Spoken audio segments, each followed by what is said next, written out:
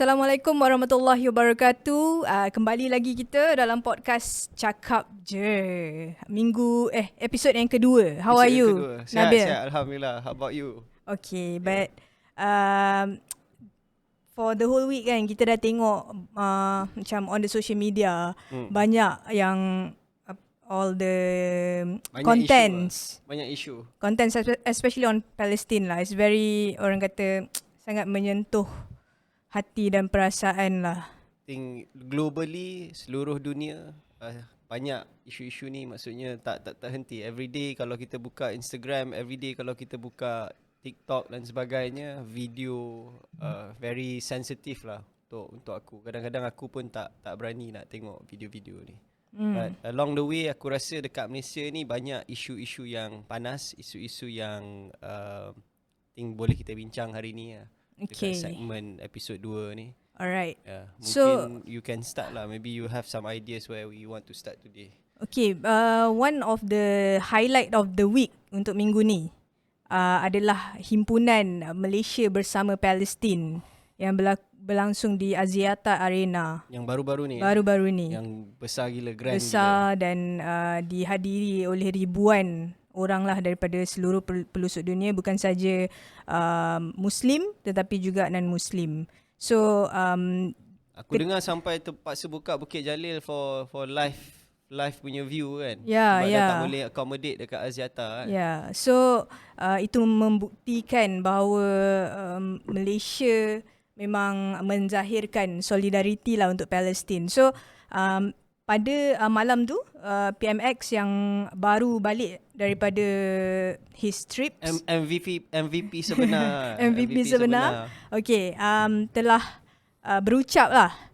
So maybe you want to elaborate. What do you think of his speech? Aku rasa PMX ni kira legend jugalah kan. Bila kita tengok with isu Palestin ni, walaupun ramai yang try to politicize, maksudnya nak mengatakan kerajaan perpaduan ni kerajaan di bawah kontrol Zionis dan sebagainya, itu mungkin tak benar, memang tak benar pun.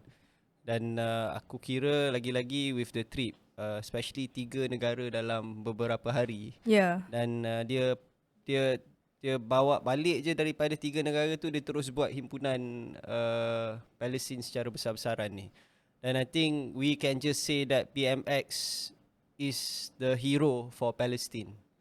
Maksudnya aku rasa the visit yang dia buat ni ada strategi dan impak ke depan, dari segi orang panggil kita punya presence sebagai sebuah negara dalam memperjuangkan isu ini.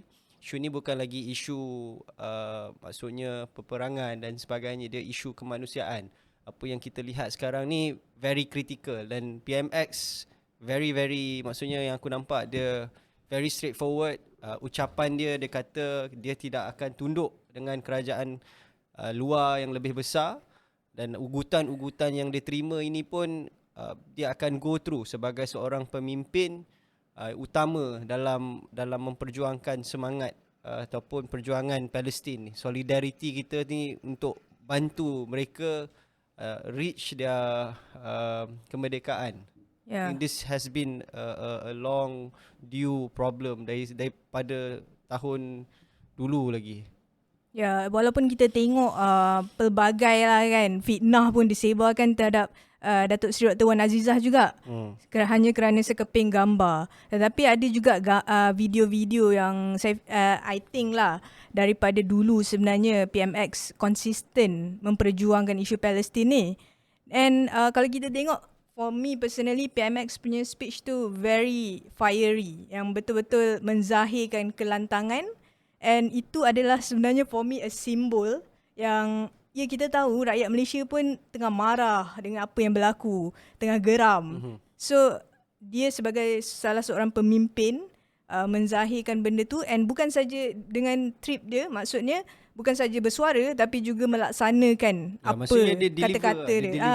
Dia pergi, dia jumpa. So I think he is the main striker right now. Kalau kita tengok, if global world leaders ni yang memang nampak lantang is right now Malaysia, from the Asian country yang memang leading this issue. Aku rasa we have to give him applause on this, especially the trip to 3, maksudnya 3 negara Arab ni, Mesir, Saudi dan one more is Turkey.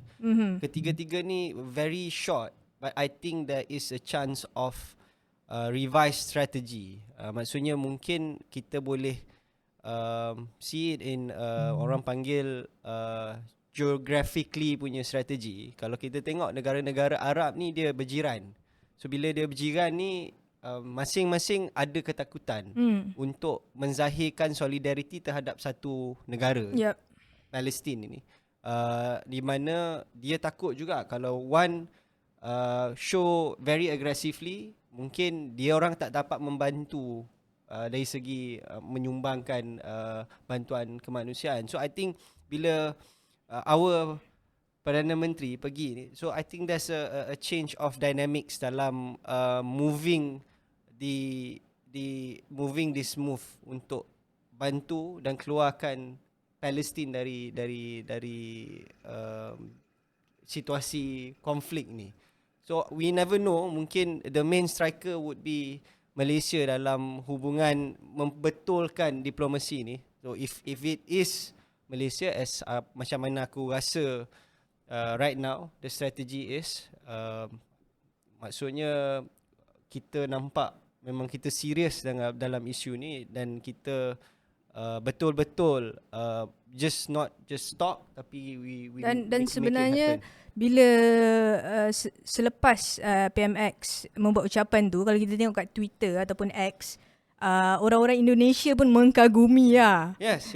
And they wish that their president will also be as loud as our prime minister lah. Tapi kalau kita compare dengan negara-negara jiran, sekarang ni kalau kita tengok every single week ada himpunan ataupun ada demonstrasi, dan I think tak kisahlah ada daripada parti politik yang berbeza pun, masing-masing menggerakkan himpunan mereka dari segi menyatakan ketidakpuashati terhadap konflik kemanusiaan yang telah dilakukan. This is bad. Maksudnya ada orang siap, I baca dekat Twitter, will World War 3 happen dan sebagainya. I mean, we are living in a world yang very modernized. Kita perlukan peace, dan I think this is an issue that is very serious, dan malu yang aku tengok sekarang ni dengan negara-negara luar yang tidak berpihak.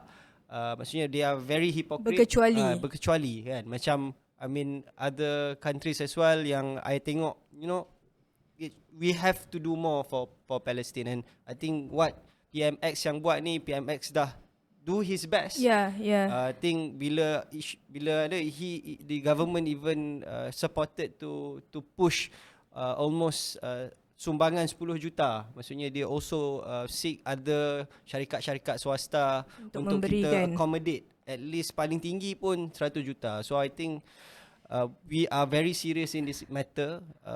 Tapi that's how I see it. So recently bila PBB dah buat bermesyuarat, masih gagal mencapai kata sepakat, but our PM cakap kita tak peduli keputusan yang lain, yang penting pendirian kita adalah hak mereka mesti diberikan, dan yang segera adalah memastikan serangan tu dihentikan, dan kita nak menyalurkan bantuan kemanusiaan tu menerusi tabung-tabung yang telah kita kumpul lah basically. So that is on Palestine lah yang aku nampak kita very serious, walaupun itu pun kita I still feel ada juga group yang mungkin tak puas hati dan sebagainya dengan apa yang we have put lah forward. So maybe aside from that, you rasa, I think apa next step on Palestine ni? What do you feel? What is your prediction dari segi? I think yang utama adalah mereka harus dihadapkan ke ICC, International Criminal Court, for what they have done. Because right now, pagi tadi I baru baca news, they have also cut the line or internet kan. So bayangkan kita dalam era sekarang ni, Kalau kita tak ada wifi pun macam kelang kabut juga kan cari. So dalam keadaan diorang di mana tidur pun dalam keadaan tak aman, sentiasa dibedil dengan bom, dan juga tak ada basic necessities, food, aid, medical supplies dan sebagainya kan. So I think negara-negara lain pun perlu menyuarakan untuk memastikan Israel dihadapkan ke Mahkamah Jenayah Antarabangsa. Mungkin I think isu ni akan berpanjangan. Mungkin tak akan selesai dalam masa seminggu dua ni. Mungkin episod kemudian pun kita akan ada topik-topik yang berkaitan dengan Palestin. Tapi doa aku is Palestine would be free. Right now, dari sungai ke segara. Dari sungai ke segara. Palestin pasti my prayers, merdeka. my prayers is InsyaAllah. for Palestine. Okay. So, okay, what's next? Okay, next issue. Kita ada baca baru-baru ni isu surat yang dikatakan pulang semula surat jika tak guna bahasa kebangsaan. Itu kata-kata daripada our Prime Minister. Dan dia memberi peringatan juga kepada jabatan-jabatan kerajaan agar tidak melayan. Maksudnya kalau surat tu sampai dalam bahasa Inggeris, okay, don't entertain this letter. So, what do you think of that approach? Is this approach yang bold lah untuk aku. Tapi at the same time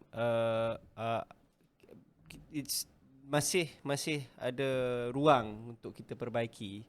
Dari segi kalau kita lihat pun sekarang ni the world is modernized, especially mungkin kalau kita tengok dari aspek corporate mereka masih talk within the English language kan. Tapi kalau kita tengok dalam akta kebangsaan pun, bahasa kebangsaan, surat menyurat within kementerian memang dalam bahasa Melayu pun. So untuk aku, apa yang dia cuba sampaikan ini adalah seriousness PMX dalam usaha dia memartabatkan bahasa Melayu. Dan kita sedia tahu PMX ni dari zaman muda lagi, dia punya background ni sastra Melayu. Dan dia dari awal lagi kalau kita lihat dia antara maksudnya figura yang gunakan bahasa dan prosakata yang tinggi yang mungkin sebelum ni tidak mungkin pernah kalau digunakan. Di bentang belanjawan tu kita mencari kamus lah. Ada ramai yang komen, maksudnya dari segi kefahaman dia ni tak selari dengan kefahaman rakyat sekarang. Tapi apa yang dia cuba lakukan ni penting untuk kita tahu bahawa sebenarnya bahasa kita ni tinggi kan, merupakan bahasa yang sebelum ini merupakan bahasa yang very digunakan sebagai lingua franca kalau belajar sejarah dulu kan. Betul. So it is a communication language. And I think indirectly pun bukan saja menerusi macam pembentangan belanjawan. Betul. Dan caption dia ataupun status-status dia dekat Twitter, Facebook, dan kita ada tengok penggunaan macam kendati pun, yang kita pun mencari juga dan sebagainya kan. Tapi masa I sekolah menengah dulu, I have my BM teacher lah. Tapi dia memang ajar ayat-ayat tu. So kita orang dah macam indirectly tahulah macam sedasawarsa, anjakan paradigma dan sebagainya kan. But interestingly, my tuition teacher is Indian, tapi dia ajar BM. So that's why I said apa yang dia perpaduan cuba, itu basically bahasa tu for me adalah simbol perpaduan. I give up. Maksudnya ni lari sikit daripada apa yang kita bincangkan bahasa kebangsaan. Aku dulu I was studying in Cardiff lah. Aku study dekat Cardiff. So first thing aku sampai dekat Cardiff ni, aku tengok compared to bila di London. London everything is English. Betul. Kalau di Cardiff kau turun je dia punya airport, kau akan ada dua bahasa. Satu lagi kau macam tak faham bahasa dia. Tapi rupanya aku baru tahu yang diorang ada language sendiri, which is Welsh lah. So macam contoh, and English lah dekat. And English. So maksudnya kalau Cardiff tu, bawah tu ada dia punya writing in Welsh. Dia panggil Cardet. Cara dia sebut pun lain. So I think kalau kita nak tunjukkan bahawa the importance of language ni dalam setiap negara dia ada cara dia. So apa yang mungkin PMX cuba sampaikan bila dia strict on letters ataupun surat rasmi ni diberi kepada kerajaan untuk dalam bahasa Melayu adalah untuk dia tetapkan bahawa I am serious with memartabatkan bahasa Melayu. Tapi one interesting artikel aku baca recently, ni datang dari counterpart parti sendiri, Parti Keadilan Rakyat, AMK Selangor. Dia ada cadang beberapa penambahbaikan. Dia kata dekat dalam artikel ni, dia kata saya, nanti tak silap aku, AMK Selangor, dia berikan pendapat bahawa dia percaya bahawa Akta Bahasa Kebangsaan ni mempunyai 11 peruntukan tersebut masih belum cukup komprehensif. Maksudnya dia kata it is good way, tapi ada banyak lagi penambahbaikan. Antaranya dia kata is on kita punya perlembagaan persekutuan. Mungkin kita ada tapi benda tu unofficial. Betul. So dia kata pertama sekali kerajaan perlu menyegerakan tindakan untuk mengangkat teks perlembagaan persekutuan versi bahasa Melayu sebagai teks rasmi. Jadi kita cadangkan kepada yang mendengar kalau ada yang daripada pihak kerajaan kan boleh suarakanlah isu ni kan, sebab dalam kita nak memelihara kedaulatan dan kedudukan bahasa Malaysia tu and also mempromosikanlah bahasa kita supaya orang lain pun tahu. Betul. Macam at the same time kita juga boleh mengambil langkah untuk this is another step lah basically. Okey lagi kalau dekat tempat you tu ada 2. Kalau I pergi dekat macam Norway tu tak ada, bahasa dia je. So maksudnya itulah aku kata bahasa tu penting. Walaupun ada setengah bahasa ni dia dah nak orang panggil pupus, dia perlu dipelihara. Tapi macam bahasa Melayu ni kita masih belajar di sekolah, kita masih bertutur dalam bahasa Melayu. Walaupun sekarang dah bercampur, ada yang English kan. Sama macam kita pun, kita bersembang podcast pun kita dah campur aduk.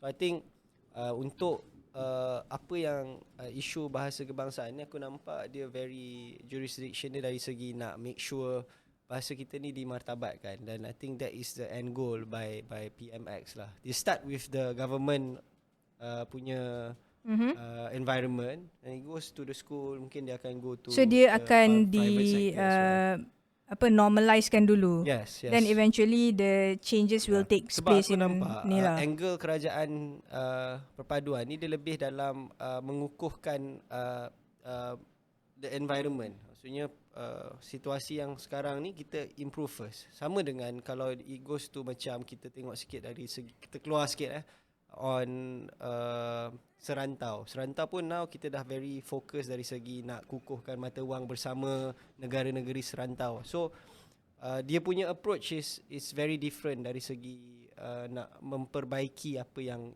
sistem yang sebelum ni kita lupa dan sebagainya. Betul. So apa lagi kalau kita nak sembang pasal isu politik ni, banyak. I think within 1 week ni banyak yang berlaku. Cuma yang kita bawakan highlight of the week lah. Highlight of the week. So aku rasa satu lagi ni dia bukan MVP lah. Yang ni memang bukan MVP. Dia apa? Kalau kita tahu, kalau kau pergi Langkawi kan, dulu you would know Langkawi ni kawasan Tun M lah. Okay. Betul. That he lost, yang dia kalah, tapi dia seorang negarawan yang masih dihormati. Based on masing-masing punya preference so personal view you lah. Personal views lah. Sebab negarawan it's quite ni lah.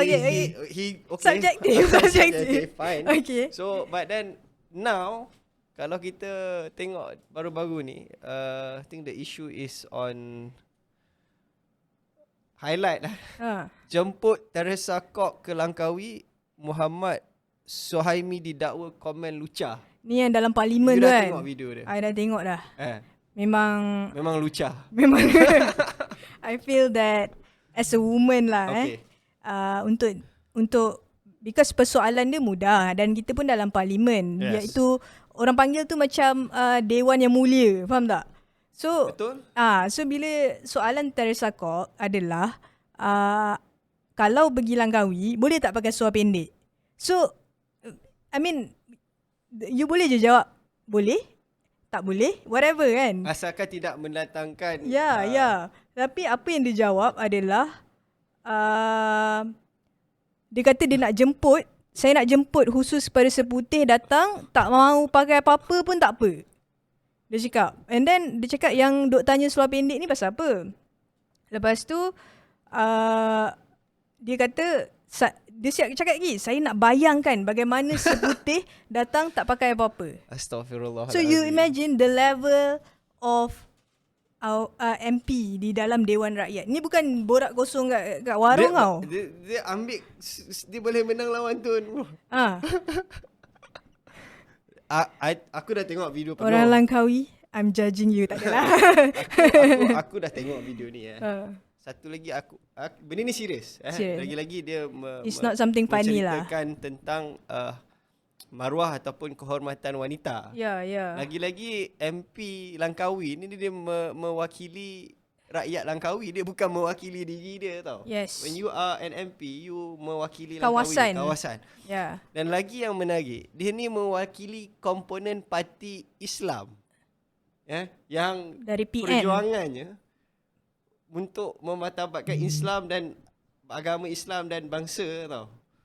Tapi apa yang dikatakan dalam so action dia tak selari. Tak selari. Ini tak menunjukkan contoh yang baik daripada seorang pemimpin komponen parti Islam yang pakai songkok, yang menghina seorang kehormatan wanita secara terbuka. And this is live. Orang tengok tau, not just Malaysia but also globally. And it's a joke to our country as a woman. I feel offended. Okay. And I feel sorry for YB Teresa Kok terpaksa melalui perkara sebegitu, especially in parliament, which shouldn't happen lah.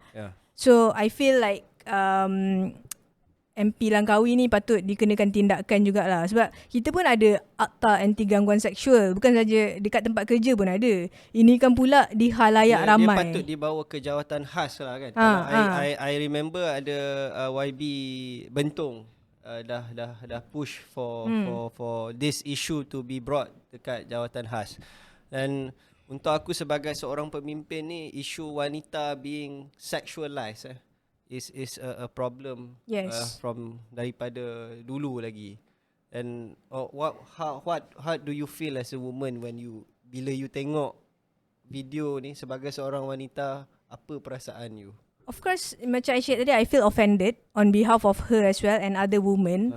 And kita tak boleh nak normalize benda ni, sebab kalau kita tak mengambil apa-apa tindakan, benda ni akan set a precedent yang di mana you sexualize women is okay. Faham tak? And again, itu adalah soalan yang takkanlah soalan sentiasa nak dibalas dengan benda yang semuanya sexualize bila dikaitkan dengan wanita.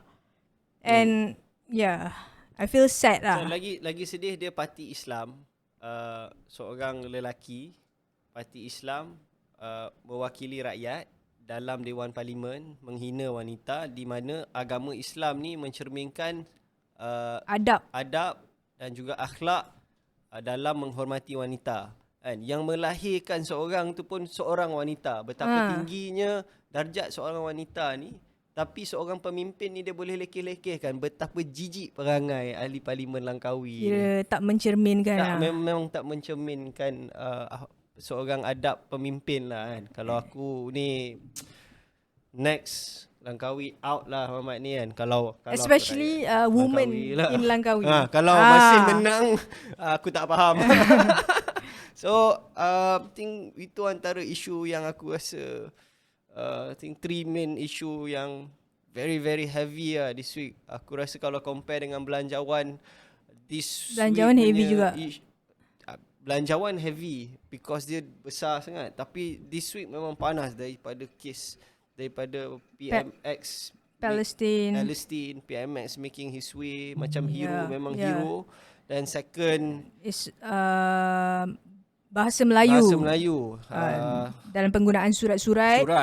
Itu pun controversial juga. Ada setengah pihak tak setuju, ada setengah pihak Again, setuju. it is being politicized. Tapi it is being politicized bila lawan berdega-dega. So apa yang kita cakap hari ni is untuk kita buka minda, masing-masing fikirkan baik buruknya lah. Yang ketiga, I think sexual harassment lah. Even in parliament kita boleh nampak. As a lawmaker, you yang gubal juga undang-undang atau anti gangguan seksual, and you are the one making sexual remarks. So ni kira kalau Joker of the Week ni MP Langkawi lah. Joker of the Week. Kita agree lah Kita agree. Okay.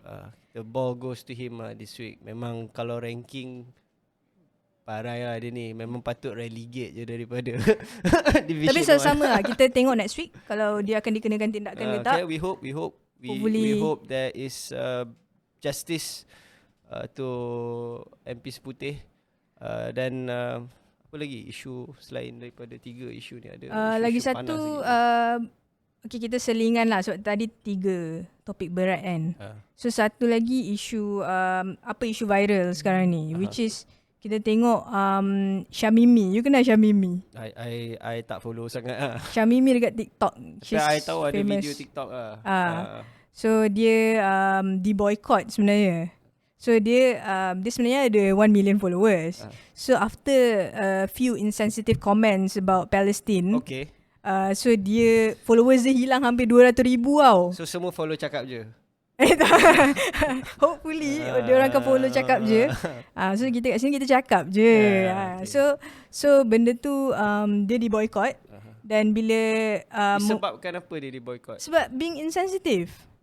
Apa perkara yang insensitif yang dia buat? Dia ada masa orang semua tengah sibuk kan cakap pasal Palestin. So orang pun mungkin komen dekat live dia ke apa macam suarakanlah pasal Palestin. Lepas tu dia menghasilkan 4 minit video which explaining about why dia tak cakap pasal Palestin. Which is orang pula rasa daripada you spend 4 minit cakap pasal why you tak cakap pasal Palestin, baik you spend 2 minit cakap pasal Palestin. Which tak relate sebab dia cerita pasal masalah keluarga. Again, my personal view, I rasa macam as influencer, okay lah, sekecil-kecil usaha yang kita boleh buat untuk rakyat di Palestin adalah dengan menyebarkan awareness. Okay, kita tak mungkin akan pergi ke Palestin tu dan berjuang dengan senjata dan sebagainya. Okay lah, kita ada doa, kita ada derma. Tapi as influencer, obviously you have influence untuk sure orang aware. Create awareness tu. And ini again my personal view. So tapi dia pun dah minta maaf. Tapi I punya MVP untuk influencer ni adalah Khairul Aming. Minggu ni? Bukan minggu ni lah. Dia memang dalam isu Palestin ni. Dia konsisten lah. Dia konsisten and dia actually derma kan orang yang beli sambal nyat tu terus ke dalam tabung kemanusiaan Palestin. Directly. Tak ada jualan. Tak ada jualan. Nak tapi Khairul Aming ni very good lah kalau kita cakap pasal menjadi contoh influencer ni. Even dari sebelum masa dia menang award TikTok ni pun, I think I can say Khairul Aming, you are one of the best influencer to the current generation right now. Sebab apa? Sebab dia kata you nak jadi influencer boleh, tapi you habis belajar dulu. You make sure you ada degree, you sambung pendidikan. Dan seterusnya, this is the kind of people yang kita perlukan. Kalau boleh I nak cadangkan Khairul Aming dijadikan ikon belia negara. Mungkin kita boleh invite dia kan untuk cakap je kan. Anytime soon, never know. Aku shout out je ni kan, nanti kita tag. Sebab dia young entrepreneur and dia contribute back kepada Kelantan. Dia buka kilang dekat Kelantan. Kelantan. Mungkin dia boleh bertanding kat Langkawi. Dia jadi ikon belia. Jangan bertanding Langkawi. Ingat dia bertanding ikon Langkawi. Belia. Kalau dia bertanding Langkawi pun aku rasa dia menang. Ganti dia campaign pakai sambal nyat dia. So okay. I think a bit of the hiburan part lah. Alright. So that's all for this week kan. Soalnya aku dah nak kena balik dah ni. Balik dah? Nak kena balik dah. Kita belum habis bercakap-cakap je lagi. think kita sambung next lah. In our next episode. Next episode di Cakap Je. Jangan lupa subscribe our YouTube, Spotify, Instagram. Dan follow. And siapa yang dah sebelum ni unfollow, follow kita punya TikTok pula kan. InsyaAllah kita akan kembali dengan episod-episod lain bagi membincangkan lagi banyak highlight of the week. Yep. Stay tuned guys. Bye-bye. Bye-bye.